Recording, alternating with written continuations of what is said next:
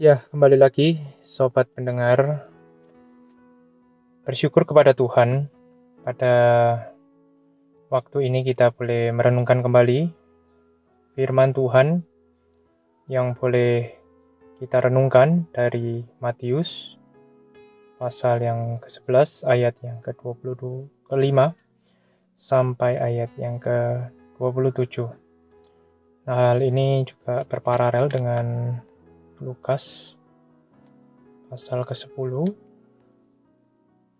ayat 21 sampai ke-22. Firman Tuhan dari Matius pasal yang ke-11 ayat 25 sampai 27 berbunyi demikian. Pada waktu itu berkatalah Yesus, "Aku bersyukur kepadamu Bapa, Tuhan langit dan bumi, karena semuanya itu Engkau sembunyikan bagi orang bijak dan orang pandai, tapi Engkau nyatakan kepada orang kecil. Ya Bapa, itulah yang berkenan kepadamu. Semua telah diserahkan kepadaku oleh Bapa-Ku, dan tidak seorang pun mengenal anak selain Bapa. Tidak seorang pun mengenal Bapa selain anak, dan orang yang kepadanya anak itu berkenan menyatakannya." Mari kita berdoa. Bapa kami yang ada di surga, terima kasih untuk waktu ini di mana kami boleh merenungkan kembali firman Tuhan yang boleh kami dengarkan dari firman yang hidup, yaitu yang Allah Yesus Kristus yang berinkarnasi dalam dunia bersama kami dan menyatakannya kepada kami. Kami berharap padamu, firman-Mu pada saat ini boleh dinyatakan, Roh Kudus berbicara kepada kami, memberikan kekuatan kepada kami, supaya kami boleh mengenal Tuhan. Terima kasih Tuhan, bersyukur kepadamu pada siang hari ini. Dalam nama Tuhan Yesus Kristus kami sudah berdoa. Amin. Ya, Matius dan Markus dan Lukas memiliki kesamaan di dalam Injil Sinoptik yang kita kenal. Dan di dalam Matius dan Lukas terdapat di dalam perikop yang sama mengenai apa yang dikatakan oleh Tuhan Yesus. Ini adalah suatu doa yang personal, tapi juga suatu doa yang menyatakan kepada orang lain bahwa pribadi Allah pertama dikenalkan oleh pribadi Allah kedua. Sini kita kan, "Aku bersyukur kepadamu Bapa." Dia berdoa kepada Bapa yang adalah Tuhan langit dan bumi, bahwa Allah menyimpan semua rahasia ini bagi orang yang bijak dan pandai dan menyatakannya kepada orang yang kecil.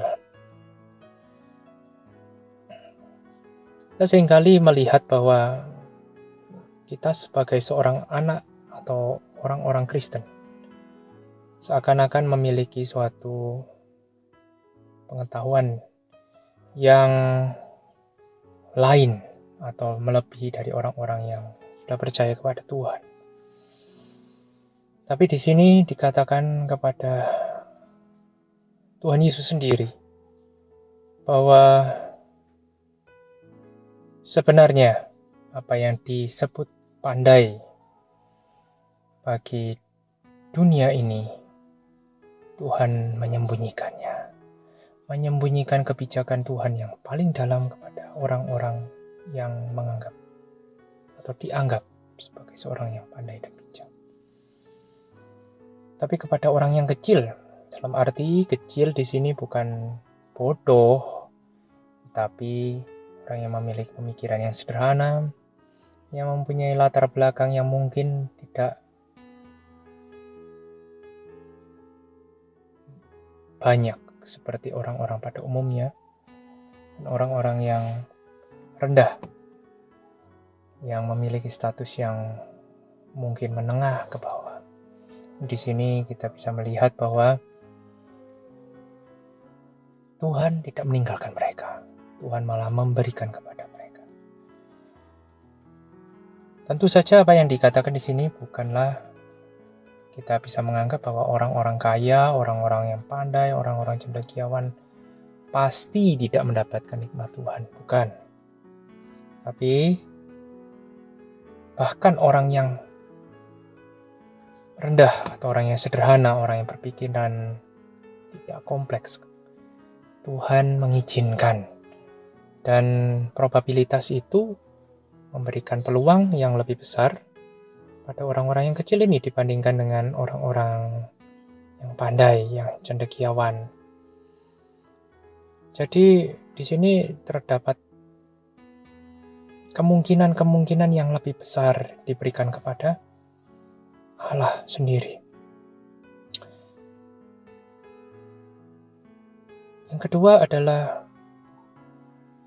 apa yang dinyatakan di dalam rencana Allah adalah untuk memperkenan Allah Bapa. Prioritas dalam doa Tuhan Yesus menyenangkan hati Bapanya. Kita bersyukur memiliki Allah dan Tuhan yang memelihara hidup kita. Bahkan dalam kesehariannya kita mengerti bahwa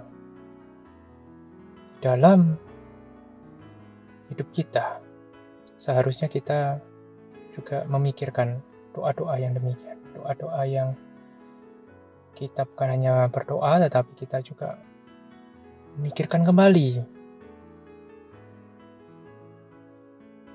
apa yang disukai Allah. Rahasia-rahasia yang seakan-akan bertentangan dengan kehidupan kita, apa yang dianggap oleh dunia ini baik, belum tentu baik di hadapan Allah. Tuhan malah membela orang-orang yang berpikiran sederhana, berpikiran tidak mampu, berpikiran berharap kepada pertolongan Tuhan. Tujuan untuk semua rahasia-rahasia ini dikemukakan oleh Tuhan Yesus sendiri melalui ayat yang ke-27. Sebutkan di sini adalah semua rahasia ini diserahkan kepada Tuhan Yesus dan diberikan otoritas oleh Bapa sendiri.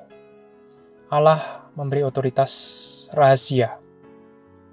Siapapun orang yang boleh mengetahui atau mengenal Allah adalah orang-orang yang diberikan otoritas kepada Allah anak. Katakan tidak seorang pun mengenal anak selain Bapa. Tidak seorang pun mengenal Bapa selain anak. Sini prioritas adalah waktu kita mengenal Allah, kita tidak dapat memisahkan Allah pribadi yang pertama dengan Allah yang kedua. Waktu kita memikirkan pribadi yang pertama, tentu kita akan memikirkan pribadi yang pertama. Ketika kita memikirkan pribadi yang pertama, maka kita juga memperhatikan pribadi yang kedua. Di dalam hal ini kita melihat bahwa semuanya ini diberikan kepada orang-orang yang Tuhan kehendaki, bukan merupakan orang-orang yang manusia kehendaki atau orang ingin mengenal sendiri. Tapi Allah sendiri yang ingin Tuhan bukakan. Tidak ada seorang pun yang boleh mengenal Allah kecuali anak yang kepada orang itu, yaitu Allah Bapa sendiri tunjuk kepada anak. Sehingga anak itu boleh memperkenalkan untuk menyatakan. Menyatakan apa di dalam hal? Menyatakan isi hati Bapa. Oleh karena itu, saudara atau sobat pendengar, kita melihat kembali bahwa kemuliaan Tuhan, pengenalan akan Tuhan, dimulai dari sikap rendah hati. bukan hanya suatu otoritas Allah untuk menyatakan bahwa pihak-pihak atau orang-orang yang mana yang akan dipilihnya untuk boleh mengenal Dia, tetapi juga menyingkapkan suatu kerendahan hatian yang paling mendalam di dalam hal ini. Kita tidak dapat mungkin mengenal Allah Bapa kalau kita tidak melaluinya di dalam Allah Anak. Demikian juga kita tidak dapat mengenal Allah Anak jika Allah Bapa tidak menyingkapkannya. Jadi di sini Tuhan Yesus sendiri mengatakan, menyingkapkan rahasia itu kepada kita semua. Bahwa Allah Bapa boleh dikenal hanya melalui Allah Anak. Dan Allah Anak tidak mungkin akan memperkenalkan dirinya jikalau Allah Bapa tidak menunjukkan siapa saja orang yang boleh mengenal Dia. Hal ini jelas karena Allah berdaulat. Karena Allah mengetahui, mengenal siapa diri kita. Kita nyatanya adalah orang-orang yang patut dimurkai Tuhan. Kita adalah orang-orang berdosa. Kita yang tidak layak. Tapi Tuhan layakkan kita. Status waktu kita tidak layak, semakin kita tidak layak, merasa diri kita tidak layak, adalah status di mana hal itu pantas atau mendapat kemungkinan yang lebih besar untuk boleh mendapatkan wahyu ilahi. Tidaklah mungkin dapat ketika kita menganggap diri kita orang yang pantas, orang yang baik, orang yang benar, orang yang tidak memerlukan sebenarnya pengetahuan-pengetahuan demikian. Di dalam Lukas dijelaskan lebih mendetil. Bukan hanya orang yang ingin tahu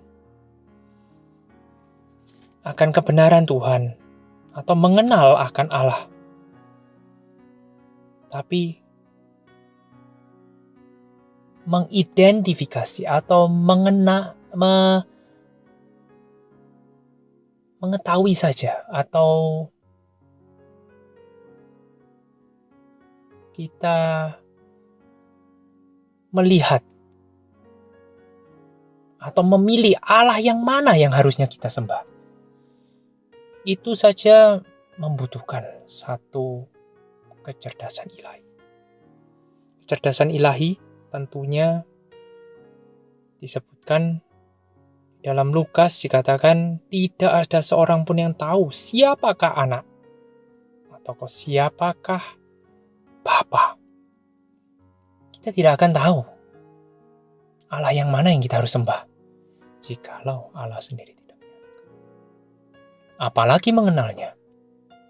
Dalam Matius ditekankan lebih mengenal Allah. Mengenal Allah. Inilah rahasia Allah, rahasia ilahi yang dijabarkan oleh Tuhan kita Yesus Kristus. Allah semesta alam, Allah Bapa, adalah Allah yang menciptakan kita. Yang kita tahu juga historis atau kisahnya, bahwa kita manusia-manusia yang tidak layak, yang harus dimurkai oleh Allah. Tetapi atas penentuan ilahi dari Sang Bapa pribadi yang pertama, Allah kita menentukan siapa saja yang dipilihnya, dan melaluinya Dia menyerahkan anaknya yang tunggal supaya boleh memperkenalkan dirinya kepada kita semua. Tanpa Tuhan kita Yesus Kristus pribadi yang kedua, tidak mungkin kita dapat mengenal Allah Bapa. Tuhan Yesus pernah mengatakan, "Akulah jalan, kebenaran, dan hidup. Tidak ada seorang pun yang datang kepada Bapa tanpa melalui aku." Ini suatu hal yang pasti, yang tidak mungkin dapat diganggu gugat. Tidak ada jalan lain menuju ke Roma. Itulah yang ingin disimpulkan oleh Tuhan kita Yesus Kristus. Roma pada saat itu adalah jalan yang begitu banyak dibuatnya. Dan semua orang bisa melalui jalan apapun menuju ke kota Roma. Tetapi tidak demikian yang disimpulkan Tuhan Yesus. Hanya satu. Ia jalan pergi ke surga. Hanya satu. Roma yang sejati. Bukanlah Roma yang dibuat oleh tangan manusia, tetapi Roma yang dibuat oleh Tuhan kita Yesus Kristus. Kiranya Tuhan memberikan kita hikmat itu, mengerti, mengaplikasikan dalam kehidupan kita sehari-hari. Dan kita dapat mengaplikasikan di dalam doa kita tiap hari. Setiap kali kita memikirkan bangun pagi, memikirkan kembali apa yang paling berkenan, yang menyenangkan hati Tuhan. Kiranya tiap hari kita juga boleh disingkapkan apa yang memang berkenan. Sama seperti Tuhan Yesus Kristus sudah melakukan apa yang berkenan di hati Allah Bapa, yaitu memperkenalkan kemuliaannya melalui Tuhan kita Yesus Kristus. Tentu ini yang kita bisa lakukan. Apakah kita memperkenalkan Allah kita melalui hidup kita, melalui kesaksian hidup kita, melalui perkataan kita. Kiranya Tuhan menguatkan kita sekali. Mari kita berdoa. Bapa kami ada di surga, terima kasih Tuhan untuk renungan yang singkat yang Tuhan berikan kepada kami. Serta hidup kami yang tak layak, yang tidak mampu untuk mengenal Allah. Jikalau Tuhan Yesus tidak memperkenalkan kepada kami. Dan jika Allah Bapa tidak menentukan pada siapa dirinya ingin diperkenalkan. Kami berharap padamu Tuhan yang sertai kami. Supaya kami selalu rendah hati dalam setiap kehidupan kami. Memikirkan apa yang diperkenan dalam hidup ini. Yaitu memperkenan Allah Bapa sendiri. Pakai hidup kami ya Tuhan dan sertai hidup kami. Supaya kami sungguh-sungguh memuliakan Tuhan. Dalam nama Tuhan kami Yesus Kristus kami sudah berdoa. Amin.